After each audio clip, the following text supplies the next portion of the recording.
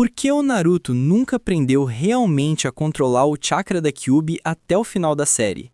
Porque o roteiro precisava manter o conflito vivo, mesmo que o personagem já tivesse passado por provas que exigiam esse domínio.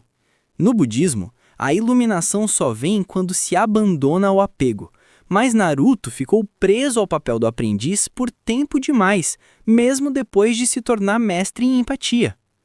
Por que o Sasuke foi perdoado tão facilmente após a guerra?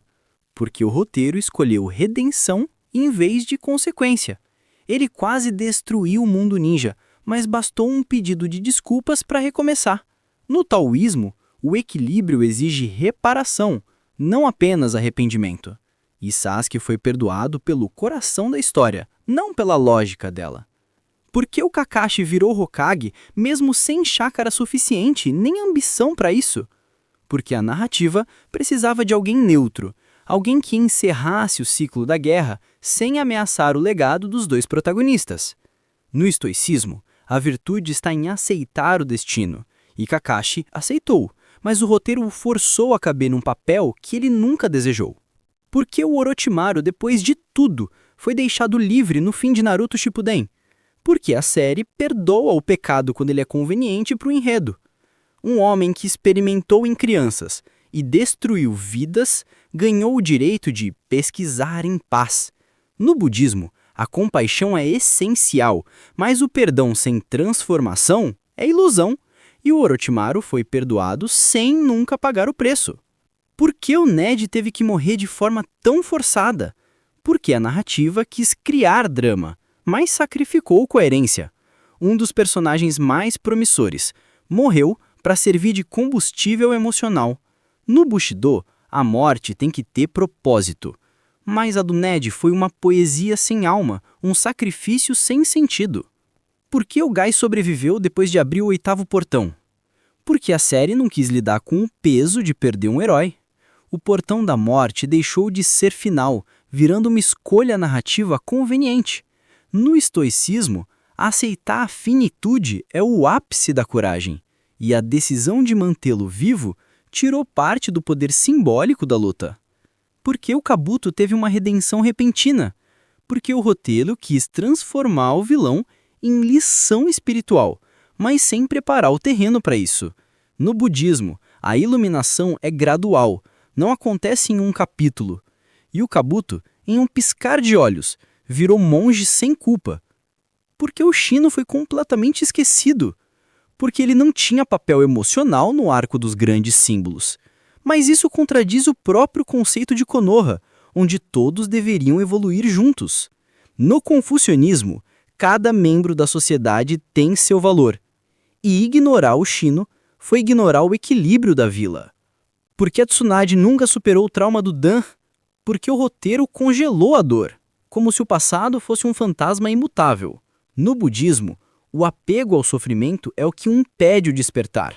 E Tsunade, uma mulher de força imensa, foi escrita como prisioneira da própria memória. Porque o sistema dos exames Chunin nunca foi reformado. Porque o mundo ninja aprendeu tudo, menos aprender com os erros. Continuaram colocando crianças para lutarem até quase morrer. No taoísmo, a sabedoria está em fluir com o aprendizado, mas o mundo de Naruto manteve as mesmas estruturas, mudando apenas os discursos. Por que o clã Hyuga nunca teve um final digno? Porque o foco sempre foi nos Uchiha. Os Hyuga começaram como símbolo de disciplina e hierarquia, mas terminaram esquecidos, sem resolução para o destino dos ramos da família.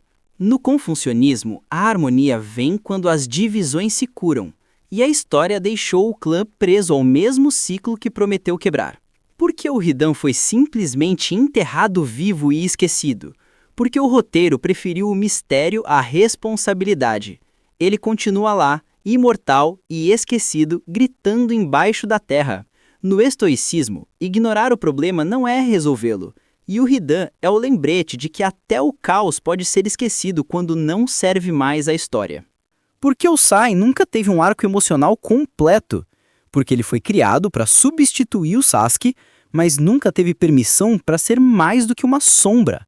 No budismo, a identidade nasce da consciência, e o Sai nunca teve tempo para descobrir quem ele realmente era. Por que o Danzo foi tratado apenas como vilão? Porque a narrativa simplificou o cinza em preto. Ele representava a política, o pragmatismo e o poder oculto, mas virou apenas o rosto da corrupção. No taoísmo, a sombra é necessária para entender a luz. E ignorar as motivações de Danzo foi perder uma das camadas mais humanas da série.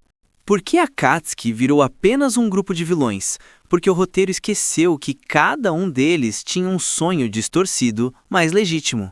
Eles nasceram da dor, não da maldade. No budismo, todo sofrimento tem uma causa e uma origem, e a Akatsuki foi reduzida à violência, quando na verdade representava o fracasso coletivo da paz. Por que o clã Uchiha foi apagado tão facilmente pela história da vila? Porque o poder precisa de heróis, não de espelhos. Konoha preferiu esconder a culpa e transformar o massacre em segredo. No confucionismo, negar o passado é negar a verdade, e a Vila da Folha foi construída sobre silêncio e arrependimento. Por que o Obito sobreviveu a tudo e ainda teve tempo de ser herói? Porque o roteiro quis mostrar redenção, mas ignorou a gravidade das ações que ele cometeu. No budismo, o despertar é aceitar a consequência, e o Obito foi redimido rápido demais para alguém que destruiu tanto. Por que o final do Naruto foi apressado? Porque a obra quis chegar logo à paz, mas esqueceu de construí-la. O mundo inteiro mudou da noite para o dia. No taoísmo, a harmonia leva tempo, mas o anime escolheu pressa em vez de profundidade. Por que, no fim, Naruto se tornou o que mais criticava? Porque a vida é o reflexo dos sistemas que a moldam. Ele lutou contra a rigidez e se tornou um novo símbolo dela. No budismo, tudo que não é vigiado volta ao seu estado anterior. E Naruto, o garoto que desafiou o destino, acabou preso na mesma engrenagem que jurou destruir. Por que o clã Senju desapareceu completamente da história? Porque o roteiro esqueceu as raízes enquanto contava o fruto. Os Senju, que fundaram Konoha ao lado dos Uchiha, sumiram sem explicação, como se a própria base do mundo ninja tivesse evaporado no tempo. No confucionismo, o respeito aos ancestrais é essencial à harmonia, e a ausência do Senju mostra que até os legados mais nobres podem ser engolidos pela conveniência. Por que o Naruto nunca questionou o sistema que o rejeitou? Porque a paz que ele buscava era externa, não estrutural. Ele mudou as pessoas, mas não as regras que produzem o sofrimento. O órfão que deveria quebrar o ciclo acabou sustentando o mesmo trono que o feriu. No taoísmo, quem vence o caos precisa dissolvê-lo, não herdá-lo. E Naruto, ao alcançar o topo, esqueceu que a revolução começa de baixo. Por que a história ignorou os traumas da guerra depois da vitória? Porque o final quis ser leve, mas a leveza custou a verdade. Milhares morreram, famílias se perderam, aldeias inteiras ruíram, e o mundo simplesmente seguiu em frente como se nada tivesse acontecido. No estoicismo, a verdadeira força está em encarar a dor e não em negá-la. E o pós-guerra de Naruto foi uma calmaria silenciosa construída sobre o barulho das vozes que ninguém quis ouvir.